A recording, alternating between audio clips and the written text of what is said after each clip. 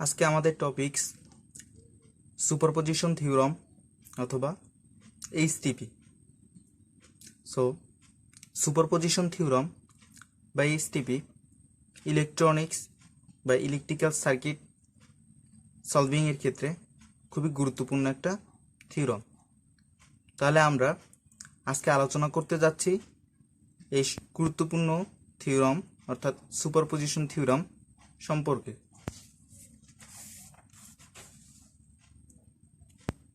Superposition theorem সম্পর্কে আলোচনা করার প্রথমে আমাদের কিছু জেনারেল কনসেপ্ট সম্পর্কে ধারণা থাকতে হবে। তাহলে আগে আমরা সুপারপজিশন থিওরাম সম্পর্কে আলোচনা করার জন্য একটা সার্কিট ড্র করতে পারি। সো এই সার্কিটে ড্র করা আছে, এখানে আমার এই হচ্ছে টোটাল একটা সার্কিট।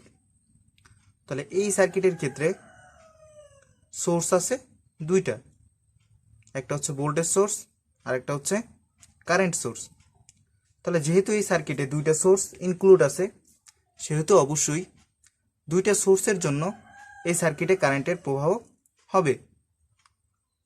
সো যদি এই দুইটা সোর্সের জন্য কারেন্টের প্রবাহ হয়, তাহলে ইন্ডিভিজুয়াল কোন কোন সোর্সের জন্য কারেন্ট প্রবাহ হচ্ছে সেটা যদি আমরা জানতে পারি, তাহলে সেই দুইটার যদি অ্যালজাব্রিক সামটা হিসাব করা যায়, তাহলে আমরা টোটাল এই সার্কিটের যে কারেন্টের ফ্লো আছে বা ভোল্টেজের যে ফ্লো হয়, অর্থাৎ টোটাল সার্কিটের কারেন্টের ফ্লোটা সম্পর্কে আমরা জানতে পারবো। সো এই সার্কিটের টোটাল যে কারেন্ট আছে, যেমন এখানে I1 কারেন্ট, I2 কারেন্ট এবং I3 কারেন্ট, এই কারেন্টগুলোর ভ্যালু যদি আমরা এখানে ফাইন্ড করতে চাই, তাহলে আমাদের অবশ্যই জানতে হবে ইন্ডিভিজুয়াল সোর্সের জন্য কারেন্টের ফ্লোগুলো, এবং সেই ইন্ডিভিজুয়াল সোর্সের জন্য যে কারেন্টের ফ্লোগুলো পাবো, সেই ফ্লোগুলোর অ্যালজাব্রিক সামটা হিসেব করলেই আমরা টোটাল যে কারেন্ট আছে সেই কারেন্টগুলো সম্পর্কে জানতে পারবো।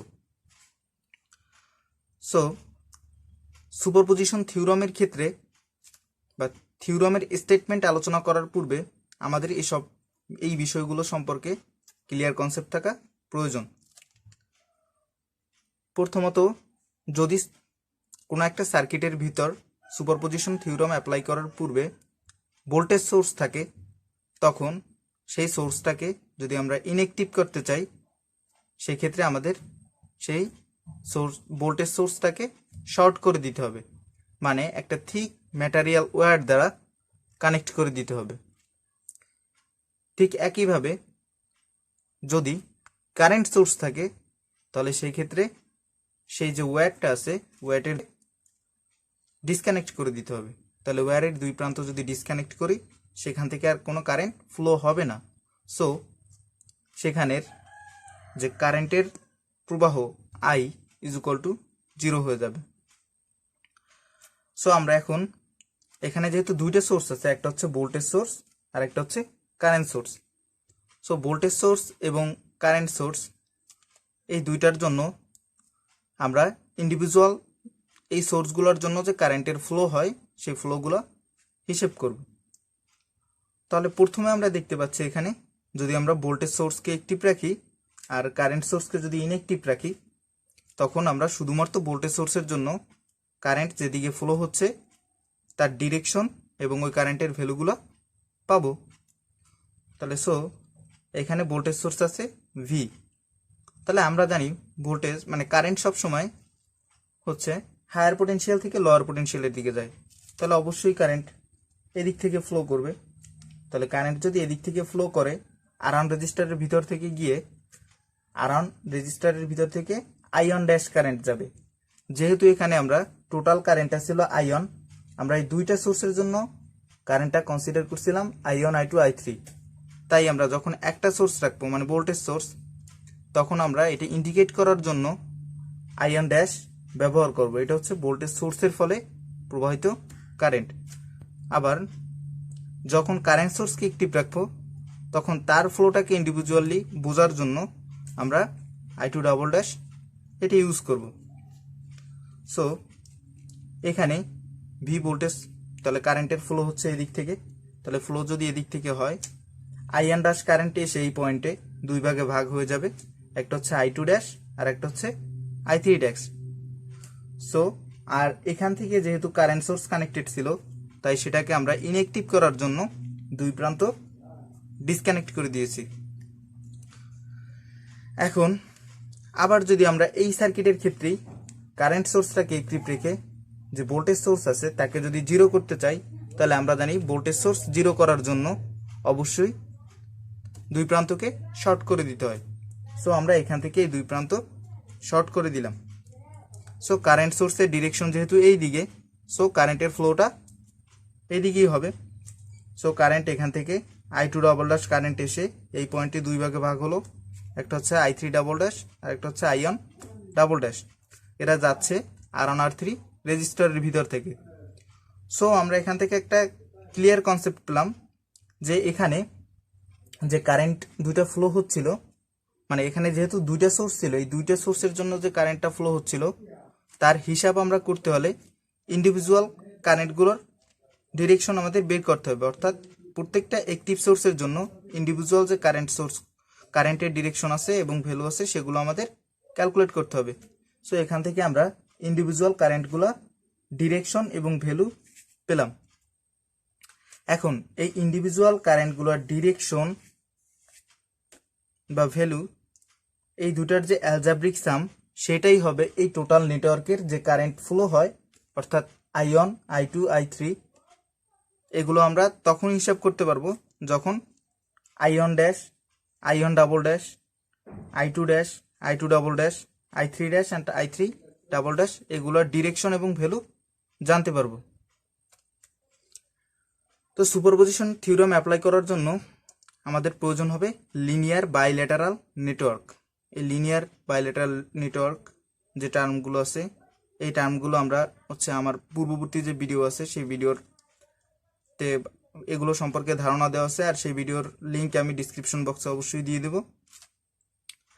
তাহলে এখানে আমরা লিনিয়ার নেটওয়ার্কটা হচ্ছিল যে, অর্থাৎ যদি আমরা সোর্স, ভোল্টেজ সোর্স এবং কারেন্ট সোর্স এগুলো যদি পরিবর্তন করি, আর তার ফলে যদি কোনো একটা সার্কিটের প্যারামিটার, যেমন এক্ষেত্রে এখানে আছে R1 R2 R3, এগুলো যদি পরিবর্তিত না হয় তখন সেই সোর্সটাকে বলা হয়, সেই নেটওয়ার্কটাকে বলা হয় linear network.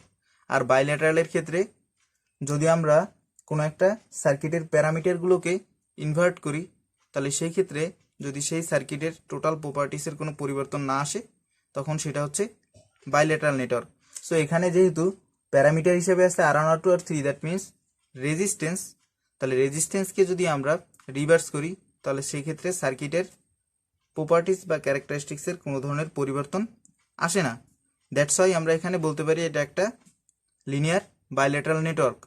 So linear bilateral network যেহেতু, তাহলে এই লিনিয়ার বাইল্যাটারাল নেটওয়ার্কে দুইটা সোর্স কানেক্ট আছে, V এবং I। আর এই দুইটা সোর্সের ফলে যে কারেন্টের ফ্লোগুলো হয়, অর্থাৎ I1 I2 I3, তাদের ভ্যালুগুলো ক্যালকুলেট করার জন্য আমরা এই ইন্ডিভিজুয়াল সোর্সের কারেন্টগুলোর ভ্যালু এবং ডিরেকশন বের করে তাদের অ্যালজাব্রিক সাম করব। সো এখানে যদি আমরা অ্যালজাব্রিক সাম খেয়াল করি, অর্থাৎ আইয়ন কারেন্ট, এখানে আইয়ন কারেন্টটা ফ্লো হচ্ছিল দুইটা সোর্সের জন্য, একটা হচ্ছে V আর একটা হচ্ছে I। তাহলে আমরা এইখানে এসে শুধুমাত্র ভোল্টেজ সোর্সের জন্য কারেন্টের ফ্লোটা পাচ্ছি, সেটা হচ্ছে I1 ড্যাশ। আবার এখানে শুধুমাত্র কারেন্টের জন্য কারেন্টের ফ্লোটা, শুধুমাত্র কারেন্ট সোর্সের জন্য কারেন্টের ফ্লোটা পাচ্ছি, আর সেটা হচ্ছে I1 ডবল ড্যাশ।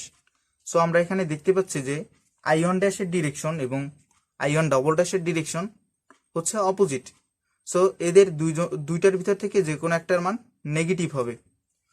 সো আমরা এখান থেকে তাই লিখতে পারবো যে এদের অ্যালজাব্রিক সাম, অর্থাৎ টোটাল কারেন্টটা I1 is equal to algebraic sum হচ্ছে I1 dash minus I1 double dash, যখন I1 ড্যাশ বড় এবং I1 ডবল ড্যাশ ছোট, অর্থাৎ I1 ড্যাশের ভ্যালু যখন I1 ডবল ড্যাশের থেকে বড় হবে, অথবা I1 double dash minus I1 dash যখন I1 ডবল ড্যাশের ভ্যালু I1 ড্যাশের ভ্যালুর থেকে বড়। ঠিক একইভাবে আমরা I2 কারেন্টের দিকে যদি খেয়াল করি, তাহলে এখানে I2 কারেন্টের ভোল্টেজ সোর্সের ফলে I2 কারেন্টের যে ডিরেকশন, অর্থাৎ তাকে আমরা I2 কারেন্টকে এখানে I2 ড্যাশ দ্বারা ডিনোট করছি। সো এখানে ভোল্টেজ সোর্সের ফলে I2 ড্যাশের যে ডিরেকশন কারেন্ট সোর্সের ফলে এখানে I2 ডাবল ড্যাশের ডিরেকশন হচ্ছে অপোজিট দিকে। সো এদের অ্যালজাব্রিক সাম হবে দুইটার বিয়োগফল। So I2 is equal two হবে I2 dash minus I2 double dash. That means I2 greater than I2 double dash যখন, অর্থাৎ I2 ড্যাশের ভ্যালু যখন I2 ডবল ড্যাশের ভ্যালু থেকে বড়। আবার I2 double dash minus I2 dash যখন I2 double dash greater than I2 dash. ঠিক একইভাবে যদি I3 এর দিকে লক্ষ্য করি, তাহলে I3 এ কারেন্টের ফ্লো ছিল এদিকে, এটা হচ্ছে টোটাল কারেন্টের ক্ষেত্রে। ভোল্টেজ সোর্স যখন অ্যাক্টিভ ছিল তখন এদের ফ্লো ছিল I3 ড্যাশ, অর্থাৎ নিচের দিকে। আর এখানে I3 ডাবল ড্যাশের ফ্লোটা হচ্ছে নিচের দিকে, আর যে ফ্লোটা হয়েছিল কারেন্ট সোর্সের I এর ফলে। সো I3 ড্যাশ এবং I3 ডাবল ড্যাশ এই দুইটা ইন্ডিভিজুয়াল কারেন্টের সম্পর্ক হচ্ছে টোটাল কারেন্টের সাথে। সো এই total current I3 is equal two হবে I3 ড্যাশ এবং I3 ডাবল ড্যাশ এদের অ্যালজাব্রিক সামের সমান। সো এদের অ্যালজাব্রিক সাম যদি ক্যালকুলেট করি, যেহেতু দুইটার ডিরেকশন একই দিকে আছে তাই দুইটা অ্যাড হয়ে যাবে, অর্থাৎ দুইটা যোগ হবে। সো আমরা এখানে লিখতে পারি I3 is equal two I3 dash plus I3 double dash. So এখান থেকে আমরা খুব সহজেই বুঝতে পারি যে total current through or voltage across linear bilateral network, অর্থাৎ এই সার্কিটে টোটাল লিনিয়ার বাইলেটারাল নেটওয়ার্কে যে কারেন্টের ফ্লোগুলো হচ্ছে I1 I2 I3, এদের ফ্লোগুলো হবে ইন্ডিভিজুয়াল যখন সোর্স থাকবে সেই সোর্সের ফলে কারেন্টের যে ডিরেকশন এবং কারেন্টের যে ভ্যালু বের করব তাদের অ্যালজাব্রিক সামের সমান। সো এখান থেকে আমরা যদি লক্ষ্য করি যে I1 I2 I3 এরা হচ্ছে total current through linear bilateral network.